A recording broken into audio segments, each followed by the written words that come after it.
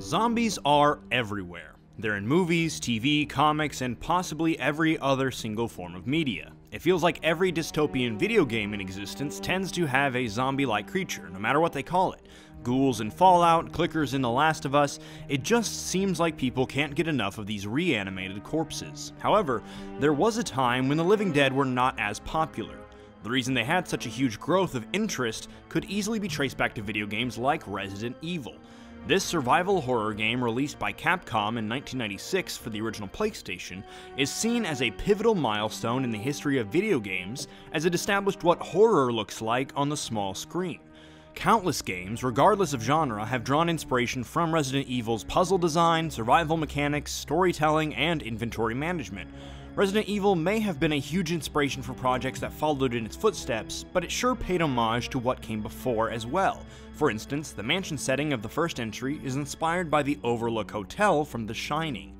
The use of 3D models over pre-rendered backdrops was inspired by the 1992 MS-DOS game Alone in the Dark, recognized as the first three-dimensional horror game and a precursor to the survival horror genre of video games as we know them, a format that Resident Evil is accredited with cementing.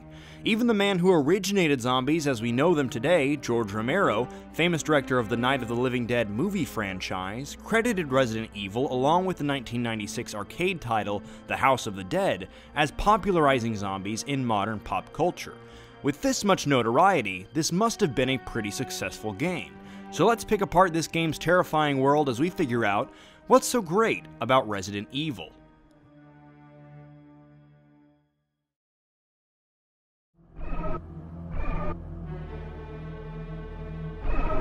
At the start of the game, the player chooses between playing as two of the STARS agents who safely made it to the mansion, either Jill Valentine or Chris Redfield. Depending on which one you choose, different characters will appear throughout the game's story. Before I had started, I thought that the differences between choosing Chris or Jill would begin and end with simply fulfilling the player's desire to either play as a male or female character, but there is actually quite a different experience to be had based on the player's selection.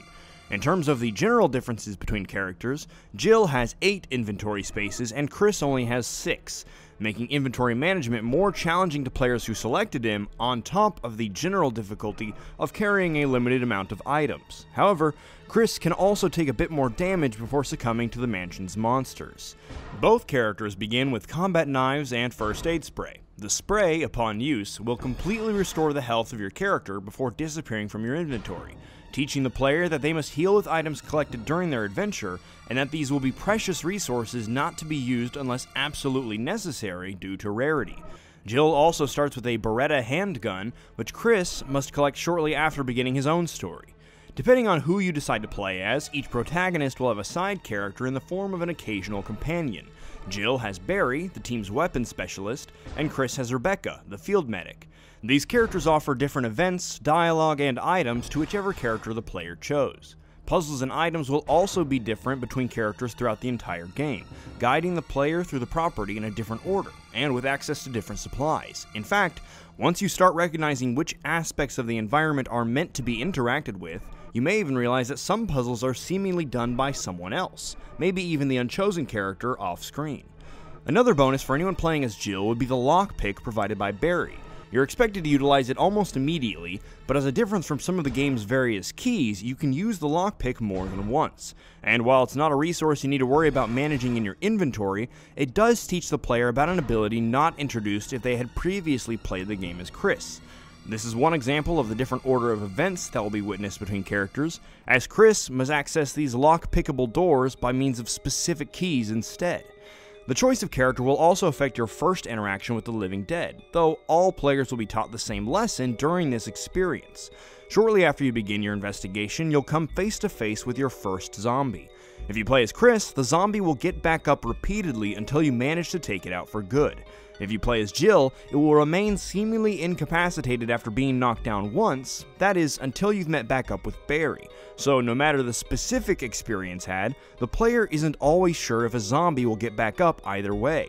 This interaction with the first zombie brings a few concerns to the player's attention, not the least of which being the fact that a zombie may not be entirely dead unless its head is gone or it's been visibly incapacitated by other means. Otherwise, you have no idea how much health it has, if it'll get back up, or if it's still a threat to you, no matter its condition. This encourages the player to be very cautious around zombies, thinking strategically and avoiding treating this like a full-on action game, where you're virtually indestructible compared to your average thug. Resident Evil's many threats can often handle some significant damage before going down as well, so the player may have to be very mindful of ammo and health conservation. Sometimes if you're low or completely out of ammo, you have to work harder at avoiding enemies rather than attacking with what few options you do have. Luckily, the game isn't so brutal as to make zombies grab you the moment you get in arm's reach, so in the many interactions you have with these slow and abundant enemies, you don't always have to fight your way through. You better hope those doors you're running towards are unlocked though, or you're going to have a whole new problem on your hands. One of the first roaming zombies you can stumble across creeps out from behind the camera, straight toward your character. This is actually an interesting way to create alarming reveals to the player, as an enemy is unveiled from outside of your line of sight and only gives you a very brief window during which to act. There's little to let you know that this monster is headed your direction until it enters your field of view, creating a tense environment for the player despite the actual speed of gameplay. The stress of Resident Evil's combat really comes from your lack of resources and close proximity to various threats, not screaming monsters and jump scares. You can feel the urgency as these zombies shamble slowly towards you in this claustrophobic labyrinth of hallways. There will still be plenty of instances of intense gameplay outside of the slow zombies as well. For example, one of the first enemies that you'll face, notably earlier if you're playing as Jill, will be the deformed zombie dogs from the game's opening cinematic. In a change of pace from the title's usual monsters, these hounds will crash through the windows in the foreground, accompanied by the entrance of frantic music as they charge down the hallway towards your character. Once an enemy has been killed and confirmed as actually dead, they don't respawn whenever you revisit that hall or room again. On the other hand, if you don't make sure an enemy is 100% deceased before continuing on, you may have to deal with them all over again when you next return to that room. As certain events take place in this game's story, creatures of multiple shapes and sizes will take up positions in some areas of the house that have already been cleared in order to ensure the player isn't resting too easily during their explorations, especially later when you're doubling back to an old puzzle you finally found the answer to. Based on the Keeper's Diary, the first piece of backstory you find in Jill's playthrough, it seems that the zombies are not spread by biting each other or some traditional method like that, but rather people are turned into these monsters by some other biological means that scientists were experimenting with. Throughout your investigation of Resident Evil's many dark corners, you'll slowly unravel an interesting story into the events that have taken place leading to the existence of these undead creatures, and the other monsters that inhabit these grounds. Since this game focuses much more on the player's experience than an overhaul in storytelling, it's paced out very well in order to deliver leaps in story progression following substantial puzzles or enemy confrontations. This fuels the game's idea that you are the investigator of this crazy scenario, and through whatever challenges may get in your way, piece by piece you'll bring everything to light. Every player will get to unravel the mysteries of this mansion if they see the game through to the end, but there are actually 4 different endings for either playable character, based more heavily on the game's interactive events rather than the pre-constructed narrative. There are several stages from worse to better endings depending on how many optional tasks you completed while defeating enemies, saving squad mates, or being thorough with your investigation into the cause of these monsters' existence.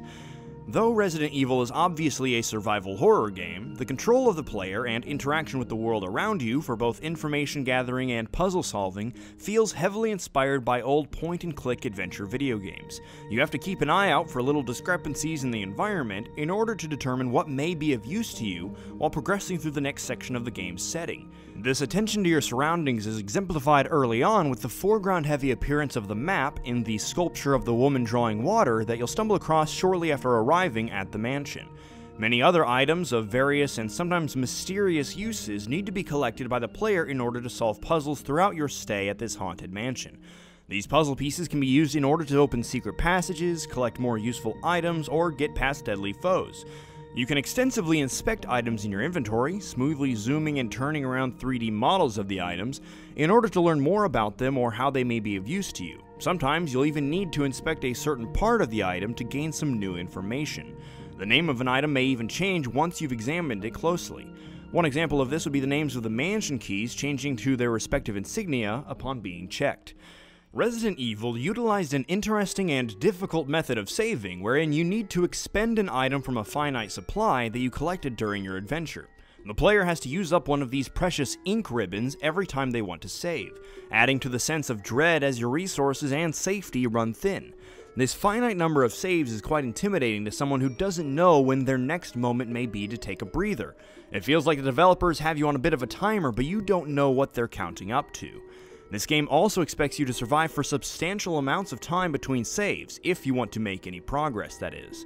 If you're handling yourself well, then eventually you may start to notice a decent backup stash of ink ribbons for saving at your own convenience. But the pacing of this whole ordeal makes sure that if you're invested in assertive progression of this game, or frankly, too foolhardy in your playstyle, then you may still wind up in dire straits before your next chance to save your progress. The player is given a couple free ink ribbons at the first few typewriters they find, so that you have a chance to save your progress upon finding these safe havens, as well as coming back once more later. This trend generally continues throughout the game, though your proximity to a safe location may vary. Let's talk about how you'll be experiencing this world of terrors alongside your character. One brutally prominent facet of this original release's design was the audio. Specifically, the voice acting is infamously ridiculous. Here, take a look at this clip from the beginning of the game. Captain Wesker, where's Chris? Stop it! Don't open that door! But Chris is... What is it? Maybe it's Chris. Now, Jill, can you go? I'm going with you. Chris is our old partner, you know. Okay, let me handle this. It's obvious that this was recorded in a time when text narration dominated the video game scene, so voice acting in a video game was meant to serve the purpose more along the lines of information rather than entertainment. Your objectives as well as story are spoken in odd ways that feel like the actors are reading off bullet points with obviously underlined words that the player is supposed to pay attention to. As you experience more of it, the voice acting becomes more and more laughable, and honestly, I found it kind of enjoyable in contrast to how high quality everything else in the game is. Resident Evil utilizes some impressive pre-rendered environments for a much cleaner, although now fairly dated design. At the time of release though, these backgrounds felt like something you'd see on polished PC games, not restricted to the usual polygons and pixel counts that gamers would be accustomed to seeing on consoles. The predetermined camera angles make this game feel more cinematic as well as a little more eerie, like you're watching some security footage of the game's events. With the usual high corner angles that make up the game's notorious camera system, it's easy to piece together the dimensions of the room and what your boundaries are, but the game maintains some secrets through sneaky uses of angles, driving the player to do their own investigating of their surroundings to make sure nothing is overlooked. You play this more like a detective thriller than a more violence-heavy monster movie. The transitions as you move from one room to another are perfectly ominous. This is actually one of the most entertaining forms of loading screens I've ever seen, and it's just an animation of a door opening or something similar happening. But unlike most loading screens in video games, it fits the aesthetic and doesn't even interrupt the game's experience, as the uncertainty of what's behind a door should elicit caution.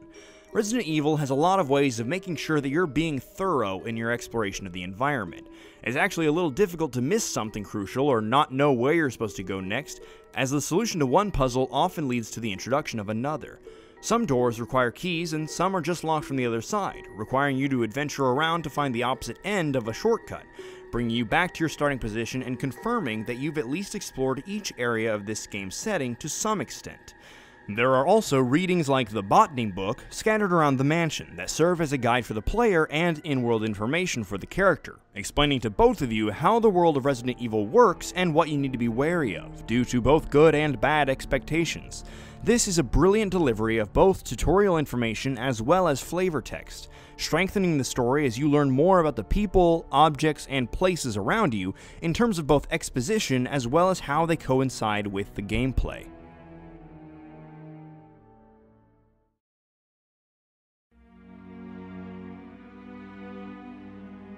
Capcom did an incredibly impressive job of conveying a suspenseful horror experience at a time when technology could barely manage the ideas that they were trying to pull off.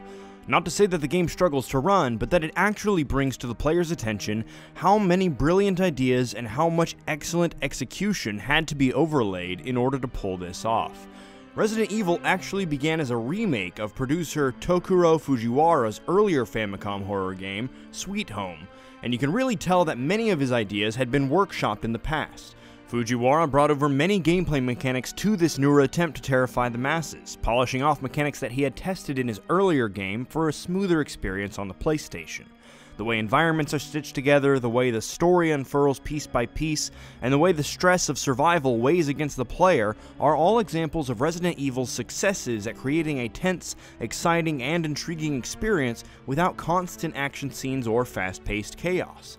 This successful adaptation of not only horror, but also puzzle solving, survival, and suspenseful storytelling were impressive enough to fuel a rebirth in the media's interest in zombies, and a revolution in how horror and mystery were conveyed in video games.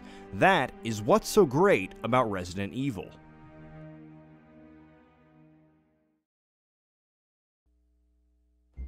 Thank you all for joining us on this episode of What's So Great About Gaming, as we investigated the original Resident Evil. Make sure to tell us what you think about Resident Evil, or even suggest a game for another video.